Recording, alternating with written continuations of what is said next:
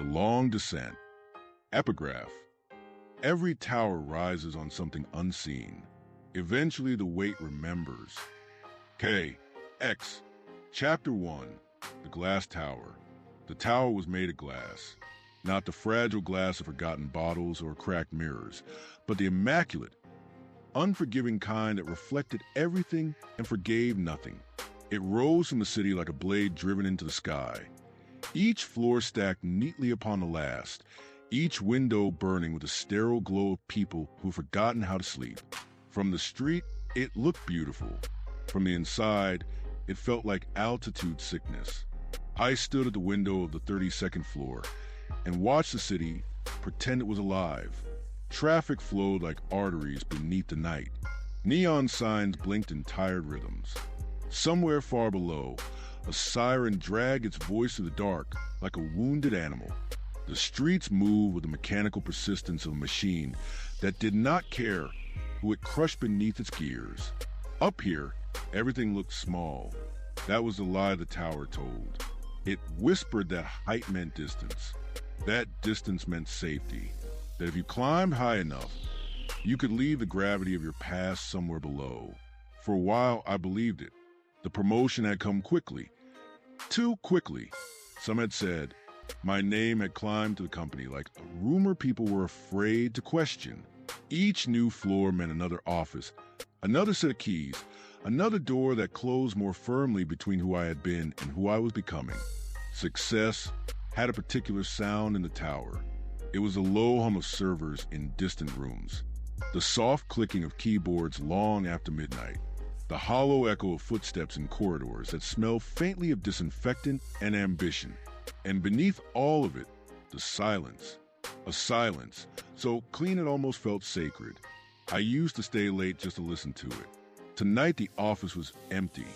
Rows of glass walls reflected the fluorescent light in endless repetitions, turning the corridor into a maze of mirrored possibilities.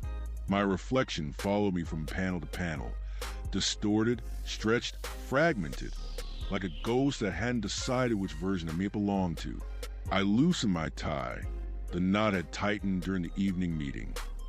Though I hadn't noticed when it happened, it pressed against my throat now with the quiet persistence of a hand that refused to let go. On the desk behind me sat the remnants of another victory, a signed contract, 3 glasses, 1 half-empty bottle of whiskey.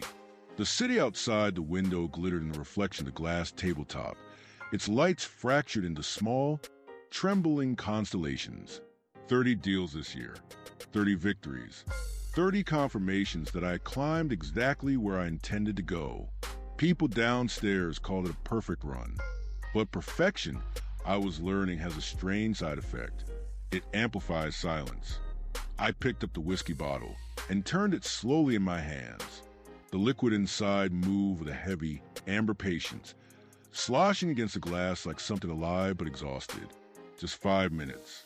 That's what I had promised myself earlier. 5 minutes to breathe. 5 minutes to let the noise of the day drain out of my head before I returned to the apartment that waited several miles away. An apartment just as quiet, just as polished, just as hollow. The elevator dinged somewhere down the hall. I froze. No one else was supposed to be here. For a moment, the tower seemed to hold its breath. Then the corridor lights flickered once. Barely noticeable, just a tiny shiver in the fluorescent glow. But it was enough to make the reflections ripple along the glass walls like water disturbed by an unseen hand. Footsteps echoed faintly. Slow, measured, they moved somewhere beyond the maze of offices, approaching with the soft certainty of someone who knew exactly where they were going. I set the whiskey bottle down. The sound it made on the glass desk was louder than expected. The footsteps stopped. Silence returned, thicker than before. I waited. Nothing. Perhaps it was security making their rounds. Perhaps another executive had stayed late, chasing the same sleepless ambition that infected everyone who worked inside the tower. Still, something about the quiet felt wrong. The city outside continued its distant murmur, but inside the office the air had changed. The silence no longer felt clean. It felt watchful. I walked toward the hallway. The glass door slid open with a whisper.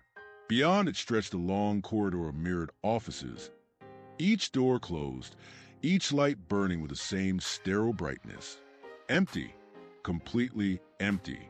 Yet the echo of footsteps still lingered somewhere in the back of my mind, replaying itself like a memory that refused to fade. I stood there for a long moment listening. Finally, I exhaled. Just nerves. Success brings strange companions, fatigue, paranoia, the creeping suspicion that everything you built rests on foundations thinner than they appear. I turned back toward my office, but before the door closed behind me, I glanced once more at the glass wall facing the city. For a brief second, something in the reflection didn't match. The skyline looked the same. The desk was the same. The whiskey bottle, the chair, the dim glow of the overhead lights, all unchanged. But my reflection was still standing in the hallway, watching me and smiling. Chapter 2, 30 Losses. The tower taught us to count only victories. Deals closed, contracts signed, profits rising in quiet, triumphant columns across glowing spreadsheets, numbers that climbed upward like obedient soldiers marching toward a horizon of endless growth. 30 deals this year. That was the number people repeated when they spoke about me. 30. It sounded impressive when spoken aloud. Clean, efficient, like the strike of a bell in a cathedral built for money instead of faith. But numbers have shadows, and shadows have their own arithmetic. The truth was that each victory had a twin buried beneath it. Something unseen, something quietly discarded so the ascent could continue uninterrupted. 30 victories, 30 losses. The losses were rarely written down. The first had happened 2 years ago. A smaller company then, barely visible in the skyline of competitors. We were aggressive, ambitious, eager to carve out a place among the glass towers that dominated the city's financial district. My job had been simple. Close the deal. The company we acquired was struggling. Their founder was an older man with tired eyes and a voice that trembled slightly whenever he spoke about the employees who had worked beside him for decades. Just keep the team intact, he said during our final meeting. They've built this place. I smiled. I promised. 2 weeks later, the layoffs began. 27 employees. The board called it restructuring. The tower called it efficiency. That night, I received an email from the founder. Just 2 sentences. You said they would be safe. I believed you. I never replied. That was loss number 1. By the 10th deal, the pattern had become invisible. You stop hearing the voices eventually, not because they disappear, but because the tower fills your ears with other sounds. Applause during meetings. Congratulations whispered in elevators. The polite envy of colleagues who watch your name rise through internal memos like a rocket leaving the atmosphere. Noise replaces memory. Noise replaces guilt. Noise replaces sleep. The 11th loss arrived quietly. A woman named Clara worked in acquisitions analysis. She was the kind of person who remembered everyone's birthday and brought small pastries to the office on Fridays. During a merger, she noticed an accounting irregularity. Something subtle buried deep in the documents we were preparing to sign. Something's wrong, she told me. I skimmed the file, saw the problem immediately. If the deal collapsed, the quarter would look disastrous. My promotion depended on that quarter. Leave it, I said, but it's nothing. She hesitated. I remember the exact moment she realized the truth. Her expression didn't change much, just a slight tightening around the eyes, as though a door inside her had quietly closed. 3 months later, she resigned. The email she sent was brief. I used to believe numbers were honest. Loss number 11. By the 20th deal, the tower had begun to feel taller. Not physically. Something else. A subtle shift in altitude. You could feel it in the elevators. How they climbed with increasing urgency. How your ears popped slightly as the floors stacked beneath you. Thin air. Ambition does that. It lifts you slowly until breathing becomes difficult, but by then you are already too high to climb back down easily. The 27th loss was personal. My brother called one evening while I was still at the office. I almost didn't answer. He spoke quickly, nervously. Our father had collapsed. Hospital. Emergency surgery. Can you come tonight? He asked. I looked at the contract waiting on my desk. The deal was enormous. Our biggest acquisition yet. Investors were flying in the next morning. I'll come tomorrow, I said. The silence on the phone lasted a long time. He asked for you, my brother said quietly. But tomorrow was too late. By the time I reached the hospital, the machines were already silent. Loss number 27, 30 victories, 30 losses. That was the real ledger. But the tower never displayed that version of the numbers. I poured another glass of whiskey. The memory of the hallway reflection still clung to the back of my mind like a splinter. My reflection smiling without me. Impossible. Glass plays tricks sometimes. Light bends strangely in buildings made entirely of mirrors. That's what I told myself. Still, I avoided looking directly at the wall windows. Outside, the city pulsed with restless electricity. Traffic crawled through intersections like veins carrying luminous blood. Somewhere in the distance, thunder rolled faintly. Storms moved slowly over the city this time of year. The tower creaked softly in the wind. I leaned back in my chair and closed my eyes. Just 5 minutes. 5 minutes of silence before heading home. But the silence didn't last long. A faint sound drifted from the hallway again. Footsteps. Slow. Deliberate. Exactly the same as before. My eyes opened. The office lights flickered once more. This time I stood immediately. The hallway stretched empty outside the glass door. Yet the sound continued. Soft echoes moving somewhere deeper within the building. Step. Pause. Step. The rhythm reminded me of something. A metronome. No, a heartbeat. I stepped into the corridor. Hello. I called. My voice dissolved against the walls of glass. No answer. But at the far end of the hallway, something moved. A figure, standing perfectly still beside the elevator doors. The fluorescent lights above flickered again, casting brief shadows across the floor. For a moment, I thought it might be security. Then the light steadied. The figure was gone. Only the closed elevator doors remained. And above them, the digital display flickered quietly. 32, then slowly changed. 31. The elevator was moving, but no one had pressed a button, and it was coming up. Chapter 3, Unsent Letters. The elevator doors opened slowly, not with the smooth, polite glide they usually had during the day, but with a reluctant hesitation, as if the mechanism itself had grown uncertain about completing the motion. Inside, the cabin was empty. The fluorescent lights hummed faintly overhead, bathing the brushed steel walls in a dull, colorless glow. The mirror panel inside reflected the corridor behind me in warped fragments. No one stood there. No footsteps approached. No explanation presented itself. I waited for a moment, expecting the doors to close again. They didn't. The elevator simply remained open, patient, like an invitation I hadn't intended to accept. I stepped inside. The air smelled faintly metallic, mixed with a sterile scent of cleaning chemicals that lingered in office buildings long after midnight. 32 buttons lined the control panel, every one of them dark, except one. 31. The light beside it glowed softly. I hadn't pressed it. For a second, I considered stepping back into the hallway, but something about the open corridor behind me felt wrong now. Too still, too watchful. I pressed the door close button. The panels slid together with a dull whisper. The elevator began to descend. The ride between floors should have lasted only seconds, yet the silence stretched strangely inside the narrow cabin.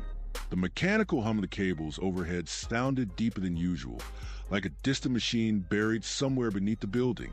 I stared at my reflection in the mirror. The face looking back appeared unfamiliar. Success changes a person slowly. It erases certain lines while carving others deeper. The softness of earlier years disappears, replaced by sharper angles, harder expressions. The man in the mirror looked composed, controlled, successful, but there was something else now, a tension around the eyes, as if he had begun noticing things he wasn't meant to see. The elevator chimed softly. 31. The doors opened. The 31st floor was empty, not the kind of empty you expect late at night. Lights still glowing, chairs tucked neatly beneath desks. This floor was different, dark. Most of the overhead lights were off, leaving the long corridor illuminated only by the pale glow spilling through the windows from the city outside. I stepped out slowly. The elevator doors closed behind me. The sound echoed farther than it should have. This floor had been abandoned months ago. Renovation plans had stalled when the company decided to expand upward instead of renovating older spaces. No one had reason to come here anymore, except someone had. Halfway down the corridor, a desk lamp burned quietly. Its small circle of light spread across a workstation that should have been covered in dust. But the desk was clean, carefully arranged. At the center lay a stack of envelopes. My name was written on the top one, not printed, handwritten. I approached slowly. The handwriting was unfamiliar, thin, precise, almost delicate. I picked up the envelope. The paper felt slightly warm beneath my fingers, as if someone had placed it there recently. The flap wasn't sealed. Inside was a single sheet of paper. I unfolded it. The message contained only 2 sentences. You never answered the first one. So I wrote again. My throat tightened. There was no signature, only a date written beneath the message. 2 years ago, the same week as the first acquisition deal. The same week I received the founder's email, the one I never replied to. My hands felt suddenly cold. I set the paper down and opened the next envelope. Another letter, another date, this one from the following month. The message was shorter. You promised them, but promises are cheap when they belong to someone else's future. A faint sound moved somewhere deeper in the hallway, a chair scraping softly against the floor. I turned quickly. Nothing, just shadows and empty desks stretching into darkness. My pulse quickened. I opened another envelope, and another. Each contained the same thin handwriting. Each contained a message. Short, precise, brutally familiar. You said it was nothing. She knew it wasn't. Clara, the 11th loss. Another envelope. He asked for you. But the meeting was more important. My father. The room seemed colder now. The quiet hum of the tower's ventilation system echoed faintly through the ceiling, sounding almost like distant breathing. I flipped through the remaining envelopes. There were 30 of them, 30 letters, one for every deal, one for every loss. At the bottom of the stack lay a final envelope. Unlike the others, this one was sealed. The paper felt heavier, more deliberate. My name was written across the front again, but this time the handwriting looked different, less careful, more urgent. I hesitated before opening it. The desk lamp flickered once, then steadied again. My fingers slipped beneath the flap. The paper inside unfolded slowly. The message was longer. You counted victories, but the tower counted something else. Tonight you begin reading the ledger correctly. Beneath the message was a final line, written in darker ink. And when you reach the last letter, you will understand why the elevator brought you here. The lights above the corridor flickered again, harder this time. I looked toward the hallway. The shadows had shifted. At the far end of the corridor, near the stairwell door, someone was standing, watching me, still, silent, and holding another envelope. Chapter 4, The Ghost Song. The figure did not move. It stood at the far end of the corridor near the stairwell door, half lit by the dim spill of city light through the windows. The distance made its features impossible to distinguish. Only the outline of a person was visible, tall, motionless, patient. and the envelope in its hand. I stared for several seconds before speaking. "Who are you?" My voice sounded smaller than I intended. The figure tilted its head slightly, as though listening to something beyond my question. Then it stepped backward, not running, not hiding, just retreating slowly into the deeper shadows near the stairwell. The envelope slipped from its fingers. It drifted to the floor. By the time I reached the end of the corridor, the stairwell door was swinging gently on its hinges. The figure was gone. Only the envelope remained. The stairwell beyond the door was empty.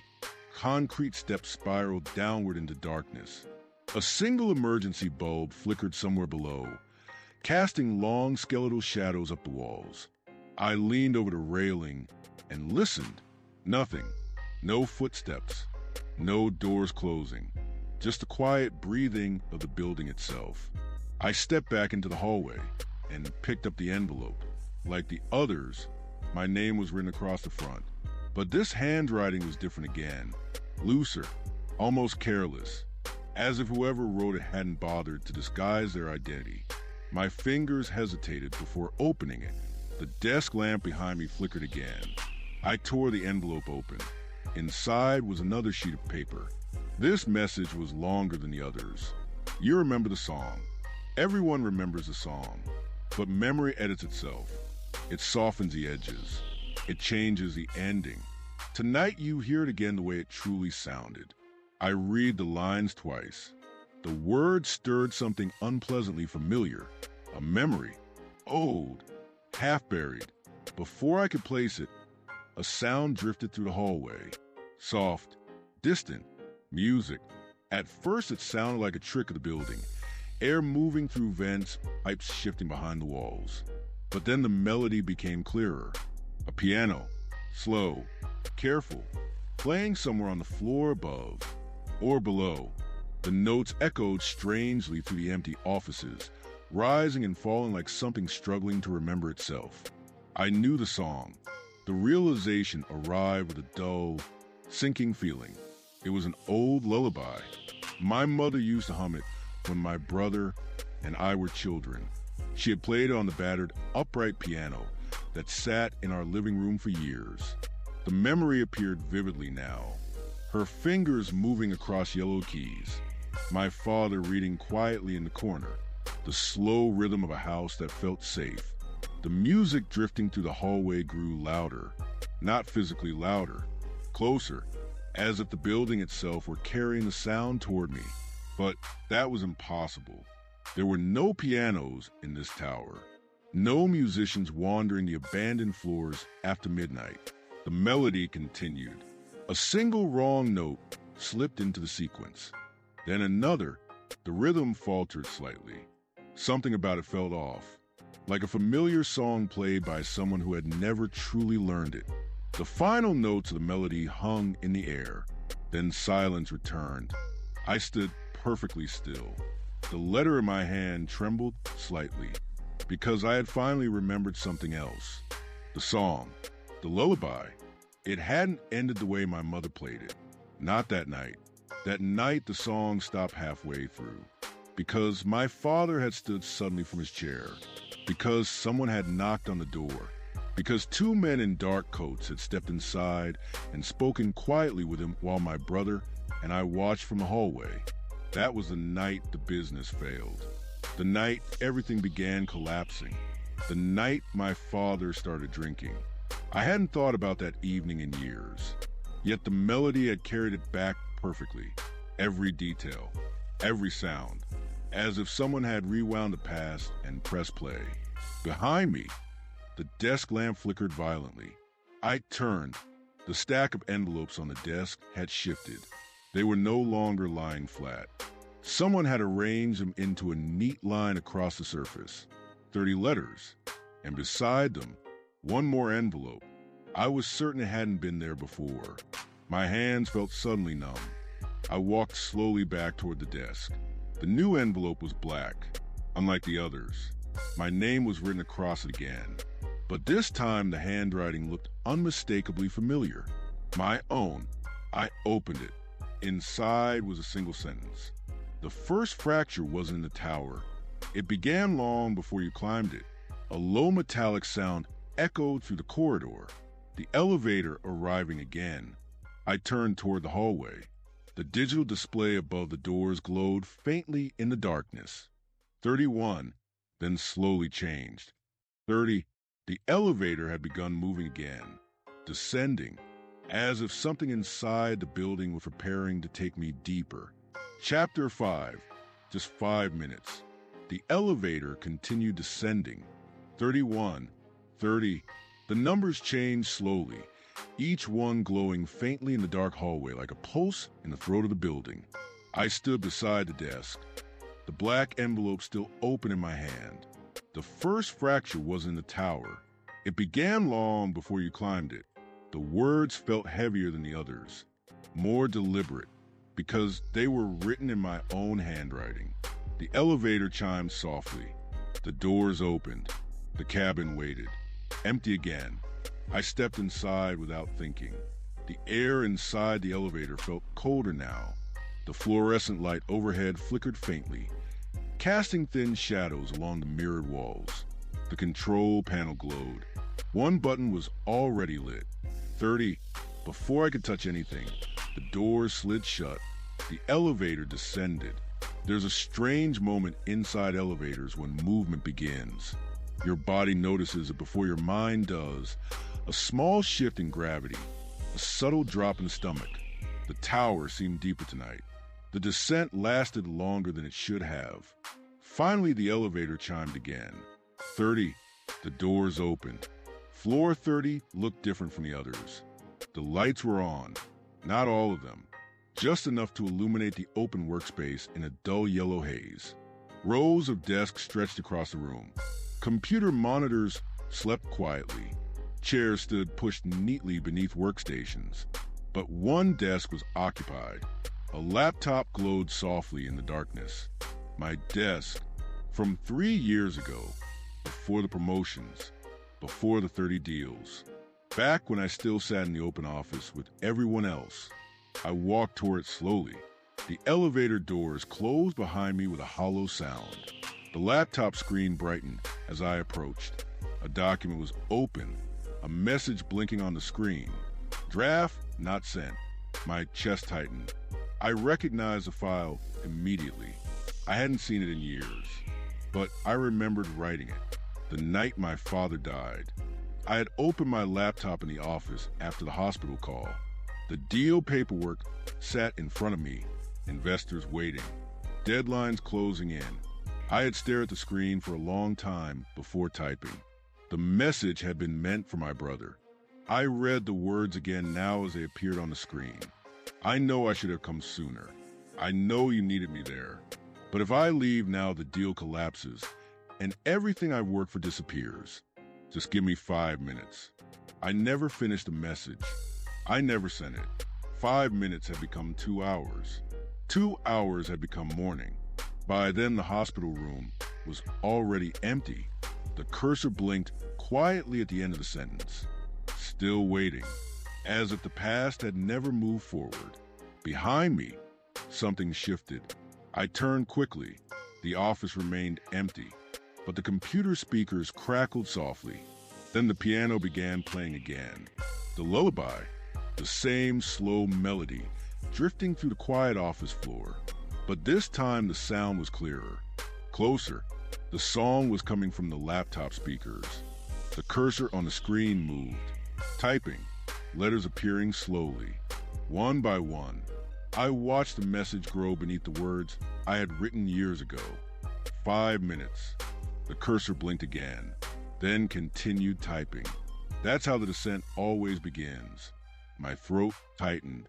The speakers popped softly. The piano stopped. A new sound replaced it. A voice, low, familiar, my own, speaking from the laptop speakers. You always thought the tower started to fall.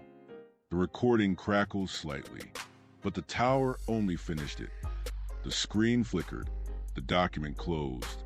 A new message appeared, large, centered. You still have 5 minutes. The office lights flickered violently. The elevator chimed again behind me. I turned. The doors were open. The digital display above them glowed. 30, then slowly changed. 29. The elevator was descending again. Waiting. Chapter 6. The Mass Titans. The elevator doors closed behind me.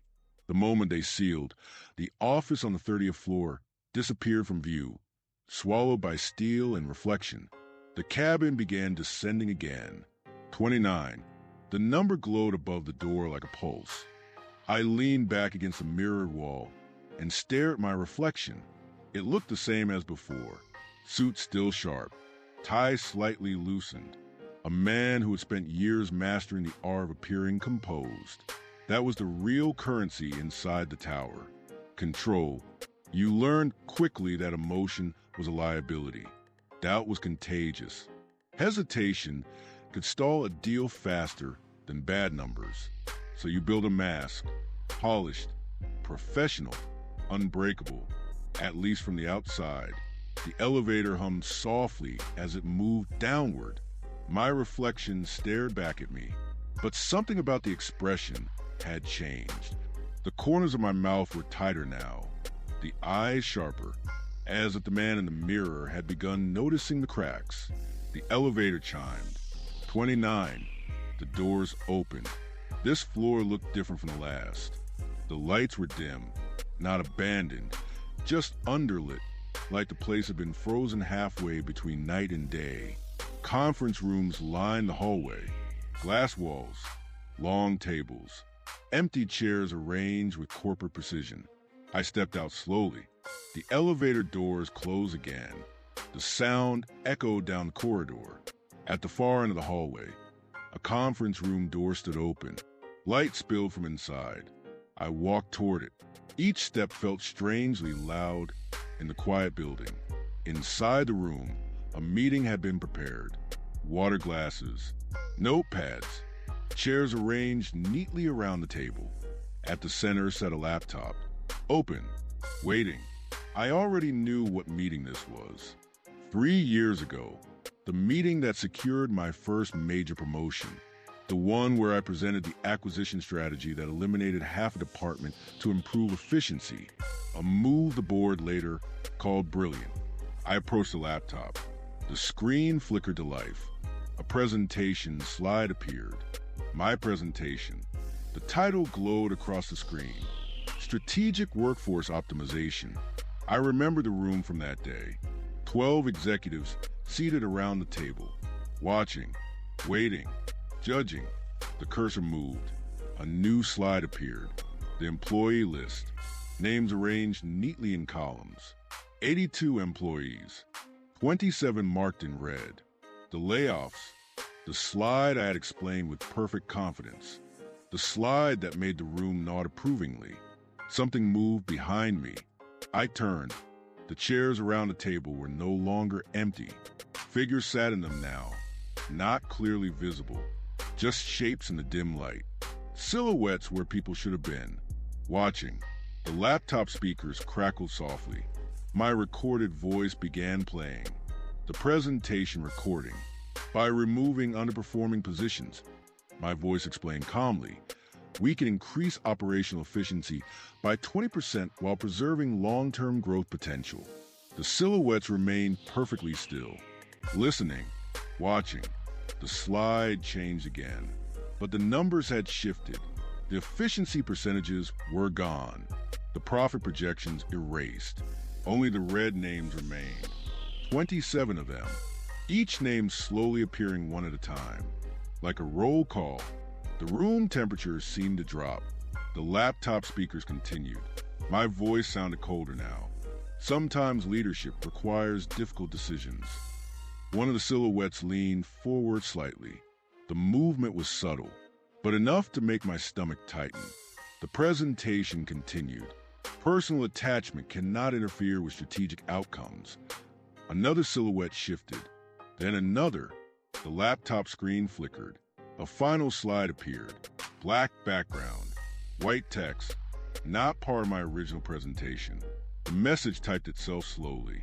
The mask held that day. A pause. Then another line appeared. But the room remembered. The silhouettes rose slowly from their chairs. 27 figures standing around the table, watching me. The laptop speakers crackled again. My voice returned, quieter this time, almost reflective. You said it was necessary. The lights above flickered violently. You said it was leadership. The figures remained motionless. You said it was just business. The screen flashed one last message. The mask is tightening. Behind me, the elevator chimed again. I turned quickly. The doors were open, waiting. The digital display above them glowed softly. 29, then slowly changed. 28. The descent continued, and somewhere deep inside the tower, the next floor was already waiting. Chapter 7, Thin Air. The elevator descended again. The cabin felt smaller now. Not physically. The dimensions hadn't changed, but the air inside carried a faint pressure, like the atmosphere had thickened during the ride down. Or perhaps it was the opposite. Perhaps the air had grown thinner. The mirrored walls reflected me from every angle, multiplying the same face again and again. The loosened tie, the tired eyes, the faint tension tightening the jaw. The mask, still there, but strained. The elevator chimed. 28. The door slid open. This floor was darker than the others. Only the emergency lights were on, casting dull amber halos across the floor. The office space stretched out in quiet rows of cubicles that looked untouched, like a room preserved inside a forgotten photograph. The air smelled stale, unlived in. I stepped out slowly. Behind me, the elevator doors closed. The sound echoed longer than it should have. This floor had been where the analysts worked. Junior staff, long hours, endless reports. The people who stayed late so the executives upstairs could leave early with finished numbers in their inboxes. I had started here once. Years ago, back when success still felt like oxygen. At the center of the floor stood a single desk illuminated by a desk lamp. A chair faced the computer screen. Someone was sitting in it. My chest tightened. For a second, I thought the figure might turn. But it didn't. It remained still, waiting. I approached slowly. The desk looked exactly the way I remembered. Stacks of reports. Coffee rings staining printed spreadsheets. Sticky notes plastered across the monitor like small yellow warnings. The figure in the chair finally moved. It turned toward me, and I stopped walking. Because the person sitting at the desk was me, not the man I was now. The man I had been 7 years ago. Younger, thinner, eyes brighter, suit cheaper. The early version of myself looked up from the screen and smiled. "First week?" he asked casually. The voice was mine, exactly the way I used to sound, before the promotions, before the towers started rising around me. I didn't answer. The younger version of me leaned back in the chair. "Don't worry," he said. "You'll get used to the hours." His fingers tapped the desk. Restless energy, ambition buzzing under the surface. You just have to outwork everyone else. The computer monitor flickered. The spreadsheet on the screen began filling with numbers automatically. Profit forecasts, acquisition targets, the same models that eventually led to the 30 deals. The younger version of me watched the numbers climb. "You see that?" he said. "That's the ladder." He pointed at the screen. "Every step gets you higher." The lights above flickered. The spreadsheet numbers changed. Profit projections vanished. New columns appeared. Dates, names, events, losses, the first deal, the layoffs, Clara's resignation, my father's hospital call. The younger version of me looked back at the screen. His smile faded slightly. "That's strange," he murmured. The room temperature dropped. He stared at the list, then slowly looked at me. "You didn't tell me about these." His voice had changed. Quieter now. Suspicious. "You said the climb was clean." The office lights flickered violently. The spreadsheet numbers began scrolling faster. More names appearing. More moments. Every decision that had built the tower. The younger version of me stood up slowly. You said it was just hard work. His expression darkened. You didn't mention the air getting thinner. The cubicle lights began shutting off one by one, rows of desks falling into darkness. You didn't say breathing would get harder. The spreadsheet filled with a final line. Altitude, critical. The younger version of me stepped closer. His eyes were different now. Not hopeful anymore. Accusing.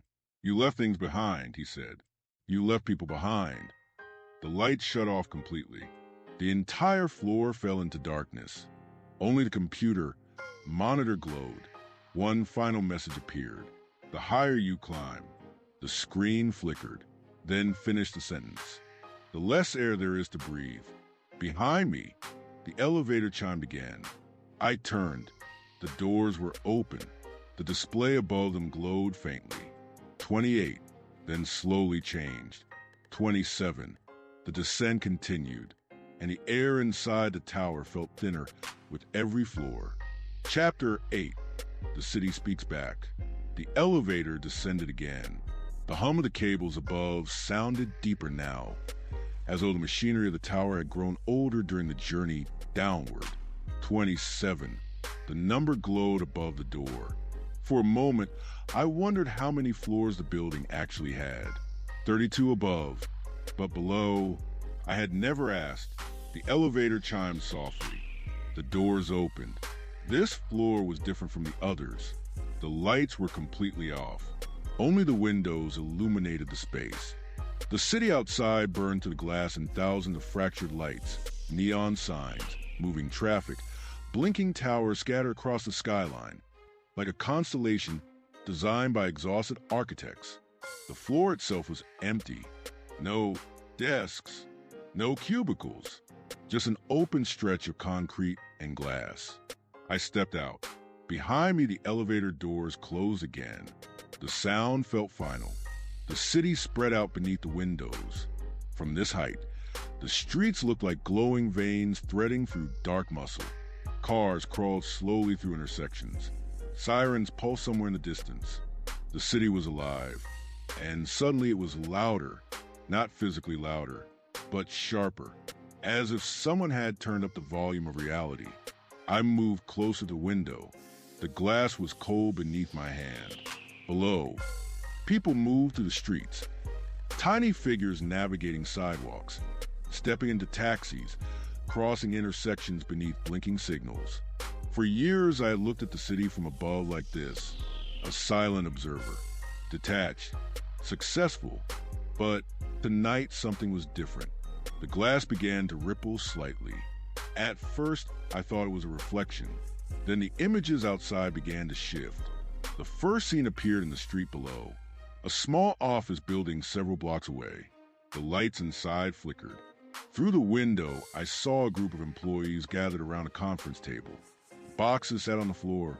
Beside them, cardboard boxes, personal belongings. The image sharpened. I recognized the building. The company from my first acquisition. The one with the 27 layoffs. The scene moved forward like a film. One employee closed a box slowly. Another stared blankly at the table. Someone wiped tears from their face. The image faded. The glass rippled again. Another scene replaced it. A coffee shop near the river. Morning light spilling through the windows. Clara sat at a corner table. My old analyst.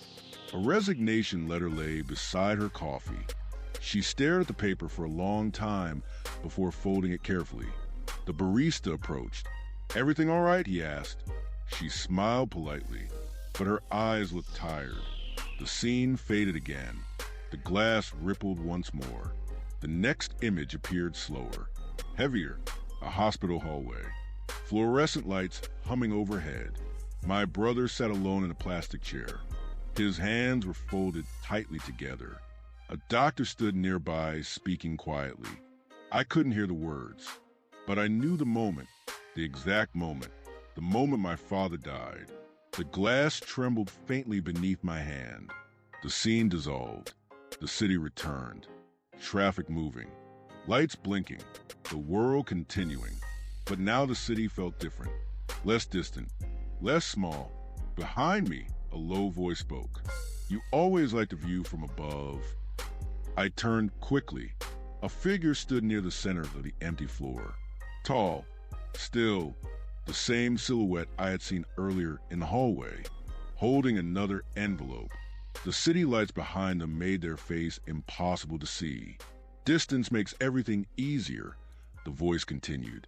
The voice was calm, measured, familiar. "People look smaller from up there." I took a step closer. "Who are you?" The figure tilted its head slightly. "You know." The envelope slipped from their hand. It landed on the concrete floor between us. When I looked down to pick it up, the figure was gone. The floor was empty again. Only the envelope remained. My hands trembled slightly as I opened it. Inside was a single line. The city never forgot what the tower chose to ignore. The elevator chimed behind me. I turned slowly. The doors had opened again. Waiting. The display above them glowed faintly. 27. Then slowly changed. 26. The descent continued. And somewhere below the tower, the next memory was already waiting. Chapter 9. The fracture beneath. The elevator descended again. The hum of the cables had changed. Earlier it sounded mechanical, predictable, steady. Now the sound felt uneven, like an old machine forced to work long past the point it was meant to stop. 26. The number glowed above the door. The air inside the elevator felt colder. Not freezing, just hollow, like the warmth of the tower had been left somewhere far above. The elevator chimed. The doors opened. This floor looked wrong. Not abandoned like the others. Broken. The hallway lights flickered in irregular pulses, casting sharp, fractured shadows across the walls.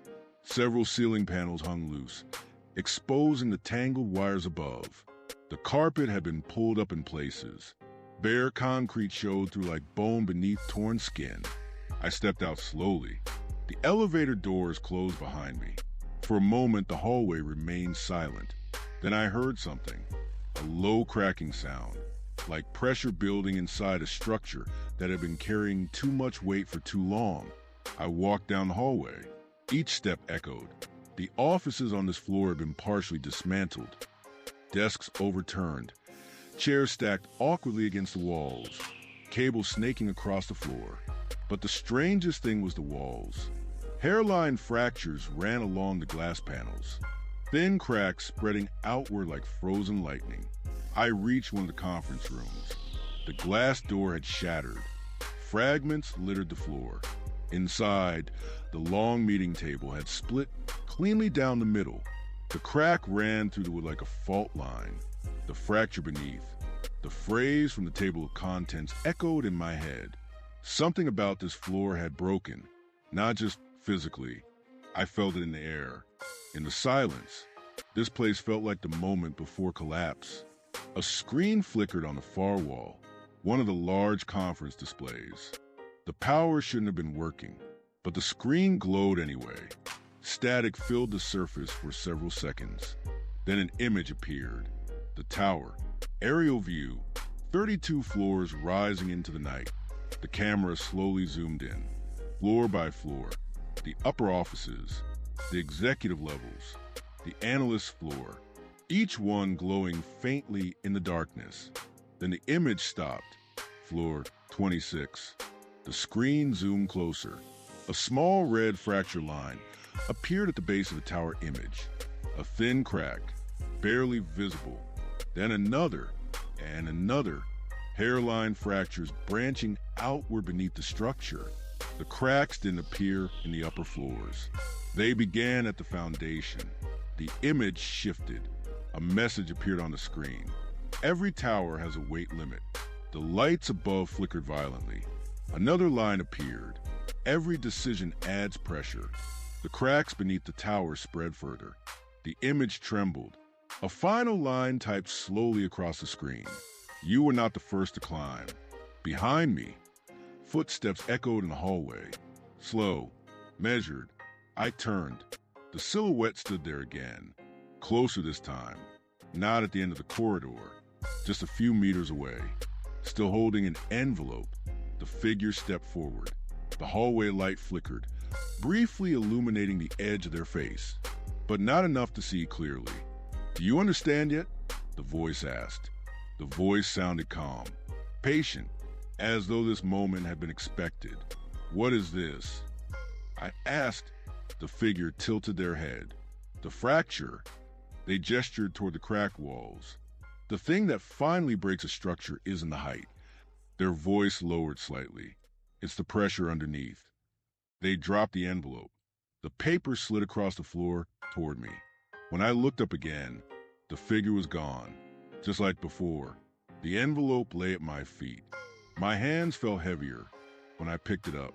Inside was a single sentence. "The fracture began the moment you believed the climb had no cost." The elevator chimed again. I turned slowly. The doors had opened, waiting. The display above them glowed faintly. 26, then slowly changed. 25. The descent continued, and somewhere deeper beneath the tower, the final floors were beginning to wait. Chapter 10, All or Nothing. The elevator descended again. The motion felt heavier now, as if gravity itself had begun pulling harder on the cables above. 25. The number glowed faintly above the door. I watched it the entire way down, not because I expected something to change, but because I no longer trusted what would happen when the doors opened. The hum of the elevator deepened. The descent slowed. Finally, ding, the door slid open. This floor looked unfinished. Concrete walls, bare pipes running along the ceiling. No carpets, no glass, just the exposed skeleton of the tower. The air smelled like dust and coal metal. I stepped out slowly. Behind me, the elevator doors closed. The sound echoed through the empty space. This level felt deeper than the others. Not just physically. Something about the silence felt heavier, more final. A single light hung from the ceiling in the center of the room, swaying gently. Beneath it stood a table, one chair, and the figure, waiting. For the first time, the silhouette did not hide in shadows. The light above illuminated the outline clearly. A man, wearing a suit, standing calmly beside the table. The envelope rested on the surface in front of him. He gestured toward the chair. "Sit." His voice was steady, familiar. I approached slowly and sat across from him. For a moment, neither of us spoke. The light above swayed slightly, casting moving shadows across the concrete walls. Finally, I said, "You've been following me through the tower." The man shook his head slightly. "No, I've been waiting." He pushed the envelope toward me. "This is the last one." My hands hesitated before opening it. Inside was a blank sheet of paper. I looked up. "There's nothing here." "Look again," he said. The paper shifted slightly under the light. Slowly, word began to appear, like ink rising from beneath the surface. The climb was simple. The descent is honest. I felt my throat tighten. "What do you want from me?" The man leaned forward slightly. "I want you to see the equation clearly." He pointed toward the empty concrete room around us. "You believe success was a ladder, but every ladder stands on something." His eyes held mine. "And sometimes the foundation breaks." The overhead light flickered. The concrete floor beneath the table trembled faintly. I stood up suddenly. "Who are you?" The man smiled slightly. Not cruelly, not kindly, just knowingly. "You already know." The light above us steadied. For the first time I saw his face clearly. My face, not the younger version from the analyst's floor, not the reflection from the mirror. The man sitting across from me was exactly who I was now. Same suit, same eyes, same exhaustion. "You climbed," he said quietly, "and I stayed behind." The words settled into the room like dust. "What does that mean?" I asked. "It means someone had to carry the weight." He gestured upward, through the concrete ceiling, toward the 32 floors above us. All those decisions, all those losses, All the air you pushed out of the tower. His voice remained calm, but pressure built somewhere. The floor beneath us cracked suddenly. A sharp sound splitting the concrete. A fracture line ran across the room. The man didn't move. Every tower reaches a moment, he said. The moment where the climb stops. Another crack split across the floor. Dust fell from the ceiling. The structure groaned faintly above us. I looked around the room. What happens now? The man leaned back in his chair. That depends. He nodded toward the elevator behind me. I turned. The doors had opened again. The display above them glowed softly. But the number was different now. Not 24. Not 23. Just a symbol. I looked back at the man. What does that mean? He smiled faintly. All or nothing. The building trembled again. The fracture across the floor widened. Concrete groaned under the pressure of the tower above. I stood frozen between the elevator and the man across the table. One path leading back upward, the other staying here, where the weight finally settled. The man watched me calmly. Climbing is easy, he said. Living with what you climbed over. His voice trailed off. The room shook again. That's the real decision. The elevator waited behind me. The tower groaned above. And for the first time since the descent began, the choice was mine. Chapter 11, The Whisper Wins. The tower groaned above us. Not loudly, not violently, just a slow, deep sound traveling to the concrete, like the breath of something enormous shifting in its sleep. The fracture across the floor widened. Dust fell in thin gray streams from the ceiling. Behind me, the elevator remained open. The arrow above the door glowed softly. Up. The man across the table watched me calmly. My face, my expression, my exhaustion. You already know what happens if you leave, he said. His voice remained steady. You go back up.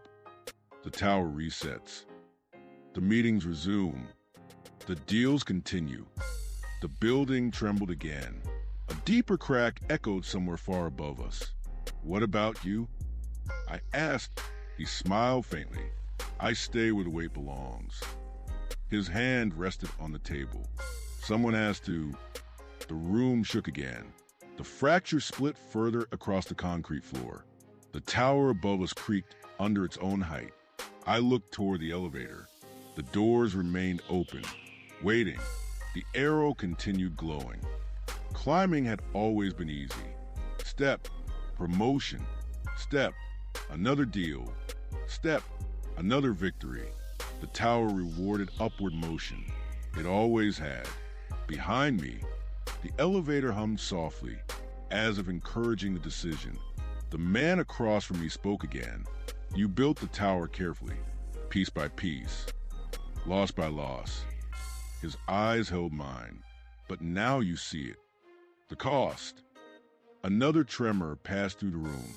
This time the ceiling cracked. A thin line stretching across the concrete, like lightning frozen in stone. The tower was reaching its limit. My chest tightened, not from fear, from something heavier. Understanding. For years I had believed success erased what came before it. That climbing high enough made the past irrelevant. But the tower had been keeping count. Every decision, every moment left behind, every promise broken. The whisper had been there the entire time. Soft, patient, waiting beneath the noise of success. I stepped away from the elevator. The man watched quietly. You hear it now, he said. Not a question, a statement. I nodded slowly. Yes, the whisper, the one that had followed me through the tower, through the deals, through the sleepless nights.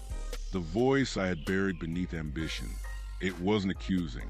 It wasn't angry. It was simply honest. And honesty is quiet, but it never disappears. The elevator doors remained open behind me, still offering the climb. But I didn't move toward it. The man leaned back slightly. Relief flickered briefly across his face. You finally listened, he said. The fracture across the floor widened again. But this time the sound felt different. Not collapse. Release. The pressure inside the tower shifted, as if the structure had finally stopped fighting its own weight.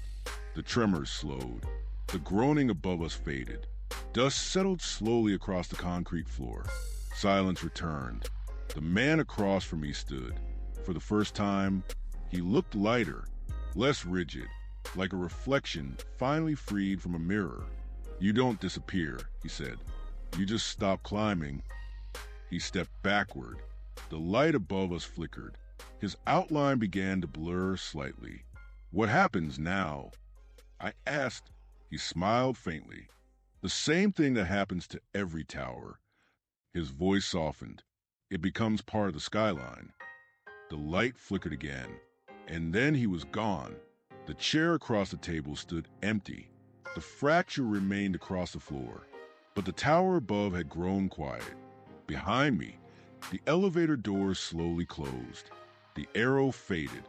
The machinery powered down. For the first time since the night began, the building was still. I stood alone beneath the tower. The silence felt different now. Not empty, not threatening, just quiet. Above me, 32 floors of glass and ambition stretched into the night. Below me, the foundation held steady. And somewhere inside that silence, the whisper remained. But now it wasn't warning. It was simply reminding. The climb had ended, and for the first time in years, I could breathe. The end.